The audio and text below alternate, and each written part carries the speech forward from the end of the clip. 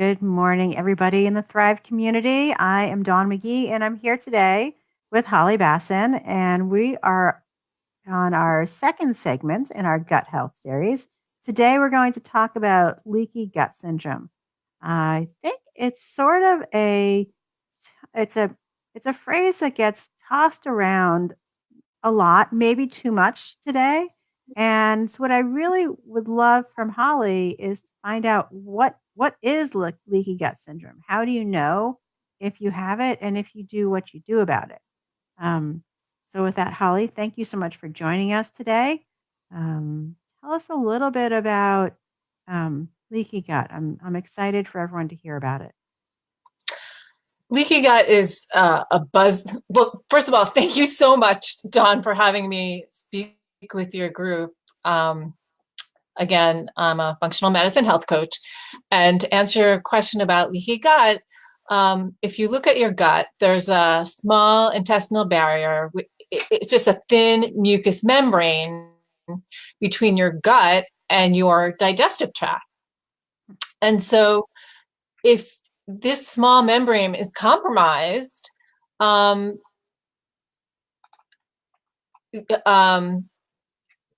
or broken down, it creates a problem for the tight junctures, and they become inflamed. It's just a thin mucus membrane, and it's very easy to break it down with our diet and lifestyle, the way we live in an American world. So what happens is that the contents of your intestines can enter your bloodstream, and this causes the immune system to go awry.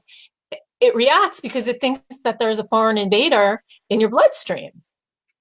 Sure. So when mucus membrane, very much like the inside of our nose, right? And so, if you think about, tell me if this is a good analogy. If you think about when you get a bloody nose, right? There's a breakdown in the mucus membrane there, in the opposite direction, and then leaky gut would be the reverse, right?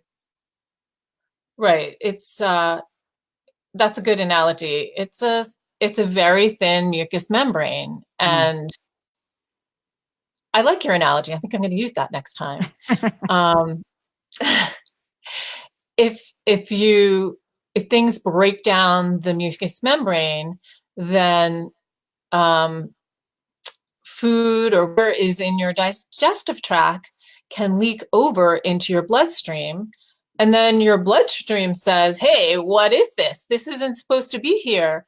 And your immune system reacts and creates antibodies. And then you have foreign invaders being fought it's just food molecules. Right. So this could happen. This is not something that's like a catastrophic illness, right? This could happen through just ordinary everyday inflammation. Is that right? It causes inflammation, and then the inflammation causes downstream effects. I'm going to talk a little bit about the symptoms, which can be put into several categories. Yeah, please. Okay. So digestive is one category, and you talked about inflammation. It can cause inflammatory bowel disease, which is IBS. The symptoms of that are gas and bloating, constipation, reflux, and it can cause food sensitivities since it's creating antibodies. And I think we talked about antibodies last time, right? We did, yeah. So because you've got food in your bloodstream and it thinks it's a foreign invader, all of a sudden now you're more sensitive to it and you're reacting to it. Yeah, so it causes food sensitivities. Wow. Which trigger the immune system. Another category is systemic, right? Besides digestive, no, I always say that it's usually digestive if you have a food sensitivity, and it is. But leaky gut, besides digestive issues, leaky gut can cause systemic issues. For example, depression, anxiety. It can cause migraines, headaches, muscle pains, chronic fatigue. It can cause anxiety and mood mood swings. It can cause brain fog. And I'll talk about that in a bit when we talk about gluten. And it can cause micronutrient deficiencies, because think about it. If you're ingesting all this great food and you have leaky gut and all of the nutrients are leaking into your bloodstream, they're not being properly digested and absorbed by the body. They're leaking into the bloodstream.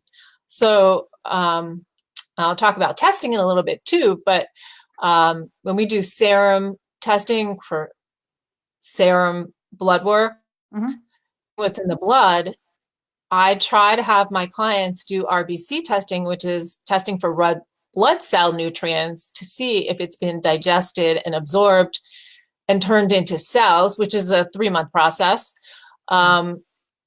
If you're just getting the serum levels of a test of a nutrient like zinc or magnesium, then you only know what you ate in the last 2 days and what's in your bloodstream. You don't know what turned into cells. So not to go off track, but the third category of leaky gut and how you know you have it is if you have autoimmune diseases such as celiac disease, rheumatoid arthritis.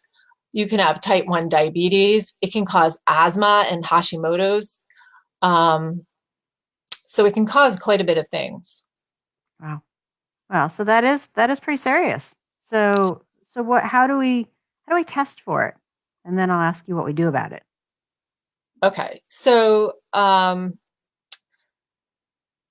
are a number of different companies I know that test for leaky gut.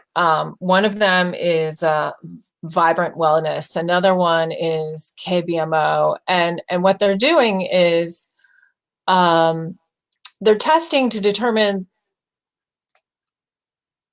well, I'm going to talk about zonulin and that kind of stuff. But when you do test, you want to determine what the root cause is of the condition so that you can reverse it and come up with a plan or protocol to stop it from happening and fix it. So you're better and you're not just throwing a pill at it to make you feel better. You want to reverse it and fix it.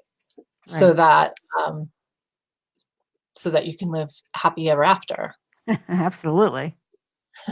Oh, but you asked me about testing. So one company, and I want to talk about zonulin, actin, and lipopolysaccharides a little bit. Zonulin is like the gatekeeper. It's a protein that's found in the tight junctures of your intestines. And if a lot of zonulin is present, and if it's in an elevated state, it indicates that the tight junctures have been broken down and the barrier has been damaged. So that's one way you can test if you're going to a doctor or a health coach. Another thing that they test for is actin, which is a muscle protein, which has structural and mechanical roles in the small intestines and the microvilli, and it's involved in cell division and growth repair. So that's another thing they test for. Lipopolysaccharides is a third thing that they look at, or some tests look at. We have trillions of microorganisms in our digestive tract, right? There's gram positive and gram negative. So like lipopolysaccharides, or LPS, are a component of the gram negative bacteria. And when you have intestinal permeability, the lipopolysaccharides are going to enter the bloodstream, and our bodies are going to produce those lipopolysaccharide antibodies, just like when you have food sensitivities. So it causes inflammation when it enters the bloodstream. It causes chronic diseases such as cardiovascular disease, metabolic syndrome, chronic fatigue. It causes autoimmune disease. So these are all blood tests that you would do. This is a blood test that clients can do. Yeah. Sure. I I use KBMO, and they have they do a blood Totally. anxiety. Yeah, what's going on? Like, you don't necessarily need a test to tell you that you have leaky gut. You Right. can tell me that you're not feeling well and you have symptoms, and then we can work on how to change some of your diet and lifestyle choices so that you feel better. Right. Are these typically symptoms that creep up on you over time, or would you find that they are all of a sudden present? And so somebody would come to you and say, boy, all of a sudden I'm just, you know, I'm tired, my digestion's terrible. Is it which is the most likely case? Um, I think it's going to creep up on you Mm-hmm. because if you think about it, your tight junctions, right? If you're eating gluten, or we can talk a little bit about what causes it, when you're ready. But if you are if you are slowly breaking down the tight junctures in your gut, in your intestinal lining, that barrier, it doesn't happen overnight. It happens with your diet and lifestyle choices. So if you're constantly eating gluten, or if you have an issue with casein or dairy, I'm sorry, and dairy, or if Yep. you're constantly taking non-steroidal anti-inflammatory drugs, um, it's gonna it's gonna break it down slowly and slowly and slowly, and you may have symptoms and not notice them, and then all of a sudden one day you might say, "Oh, you know what? This is getting worse. It's not Right. getting any better." Right. Absolutely. So we had a question from someone on Facebook who said, we mentioned two companies that test for leaky gut. Is this something that would typically be covered by health insurance, do you think, if you went to your No, primary care? No, unless you had, really strong symptoms and you could talk your primary care into it. no, but those are two specific tests. I mean, there are tons of companies that test for zonulin, Hmm. um, but you can take your annual physical blood work, like your complete metabolic panel, your complete blood count, and you can see what are the nutrient levels in your work. Um, you can look at a zinc dependent enzyme. I'm trying to think of what it is. So you can tell it leaves breadcrumbs, right? So if you're looking at your yearly blood work already and your micronutrient levels are fine, then Oh, it's not alkaline directly. phosphatase is what I was thinking. Alkaline phosphatase is a zinc Yeah, dependent enzyme.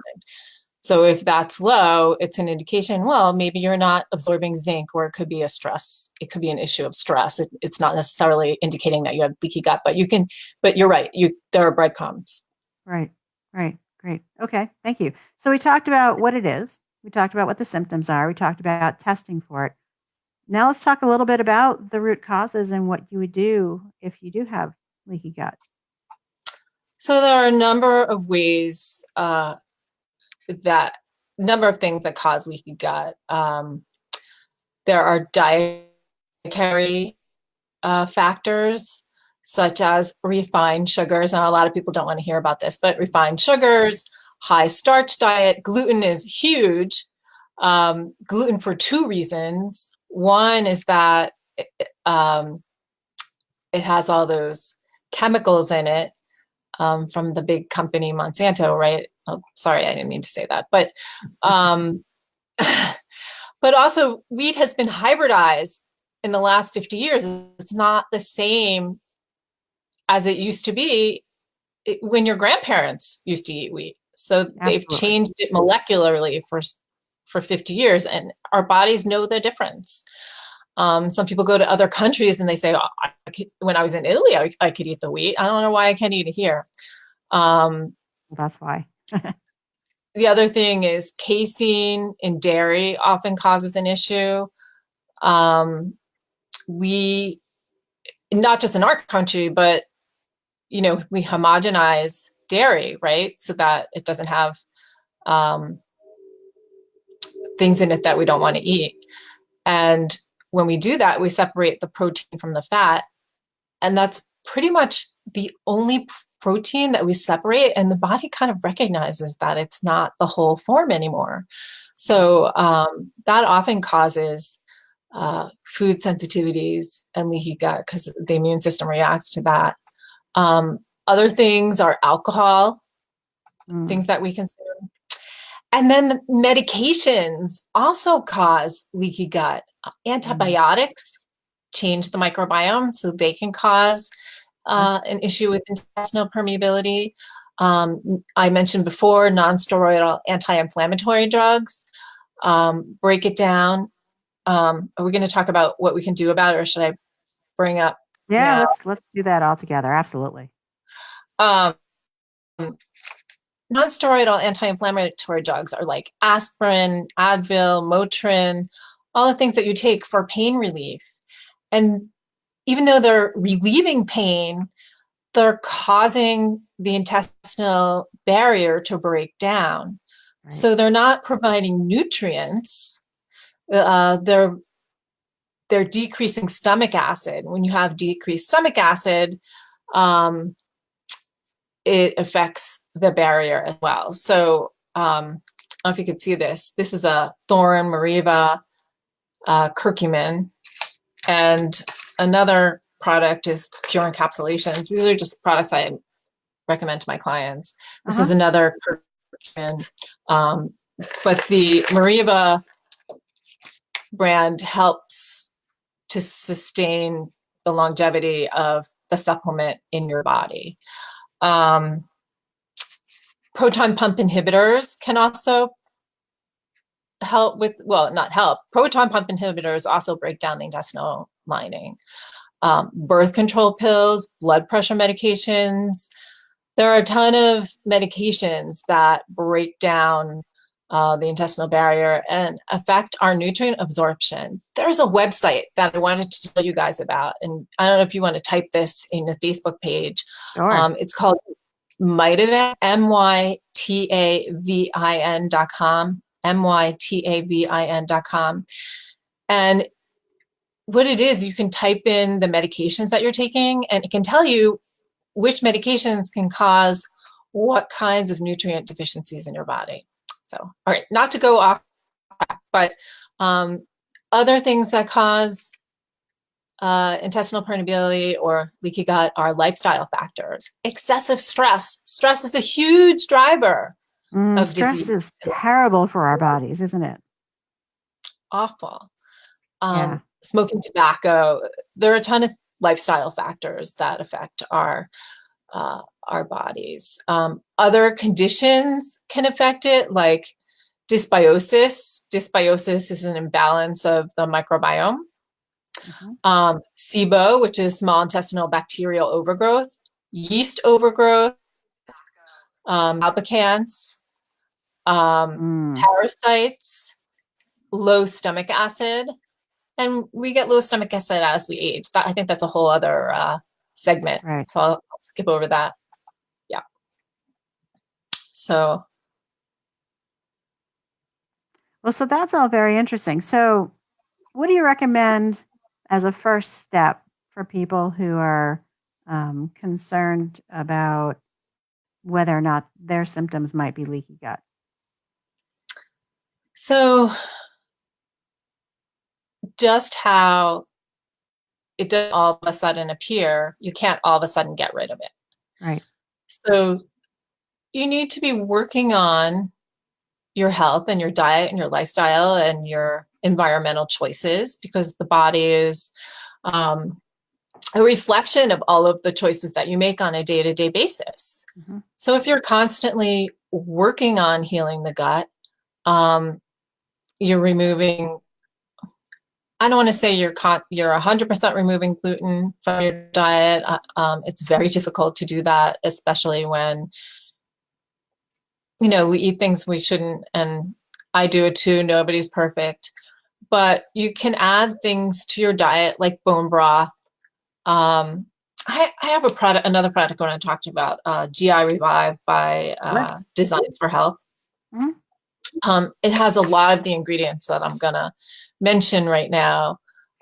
Besides bone broth, it has aloe vera extract, slippery elm, marshmallow root, chamomile. You can have chamomile tea. Okra. Have you heard of okra? Absolutely. Have you talked about that before? It has that slippery stuff in it. Cat claw, zinc carnitine. I'm sorry, zinc carnosine. There's a number of things that you can add. I have a recipe for gummy bears where I use the collagen that I suggest to my little clients. Nice. So Do you have little molds for the gummy bears too? yeah, That's awesome. That's awesome. So, yeah. so we talk a lot about, following an anti-inflammatory diet, right? Which is cutting down or cutting out on the gluten and the dairy and the soy and the alcohol and the caffeine and the refined sugars and the added salts, all of these things that, have a negative impact on that. And that's when we talk about, in my group, when we talk about clean eating and PFC every three, that's essentially what we're talking about. I love some of the supplements you mentioned there. Aloe vera is in my reserve antioxidant pouch that I take every day. So there are a lot of different things that you can add in that make a big difference. Antioxidants themselves are anti-inflammatory too, so I think that could help also. Exactly. Yeah. Yeah. Yeah. Well, So, I think this was very oh, sorry, go ahead. am I allowed to mention a cleanse that I'm doing? Absolutely. Go ahead and talk about the cleanse. So Holly's doing a cleanse and she's going to give you a little bit of information about it. I can ask John to put a link. I just put a little video on my website yesterday, so I'll give you the new link if you'd Cool. be willing to share with your group. Yeah, Absolutely. And it's a real food cleanse, right? It's not a there's no juice only for a week. This is not what we talk about in our group, right? We talk about real foods and some healthy supplements because you can't get everything from your foods all the time, and um, you need some stuff to fill in the gaps. But yeah, if you're interested, I'll pop up the link once we're done here, thank you. and you can go ahead and chat with Holly about that. Um, so, any closing words of wisdom about leaky gut for our group? Um, no, I think that all of your diet and lifestyle choices every day affect your health, and it's an ongoing effort. It's not a pill for an ill. Um, it's work, and you can do it. You can fix it and reverse it and feel amazing. Yeah. Absolutely. I totally support that. 1% at a time, start making changes now and you'll be amazed at the difference. So, thank Yeah. you so much, Holly. I appreciate it. I look forward to talking with you Thank you again for having soon. me. All right. Thank Have a good you. afternoon. Bye, everybody. Bye.